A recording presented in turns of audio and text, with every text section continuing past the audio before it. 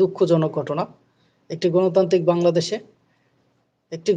বাংলাদেশে একটি রাজনৈতিক দলের পতন হতেই পারে, তাই নিয়ে তারা যে একটি দেশ শাসন করেছে, তারা নিজেদেরকে এই স্বাধীন বাংলাদেশকে উপেক্ষা করে নতুন বাংলাদেশে রূপান্তরিত করে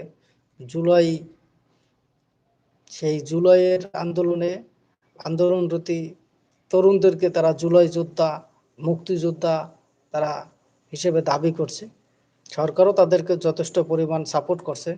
আবার তারা নিজেরাই রাজনৈতিক দল গঠন করছে, নির্বাচনে যাচ্ছে। এবং যে সকল তরুণরা একসময় ভাত আনতে পান্তা ফুরোইতো,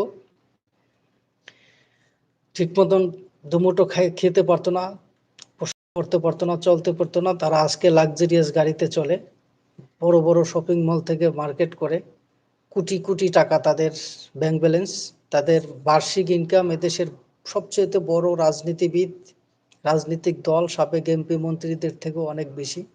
এগুলো খুবই দুঃখজনক, নিন্দনীয় ঘটনা এবং খুবই দুর্নীতি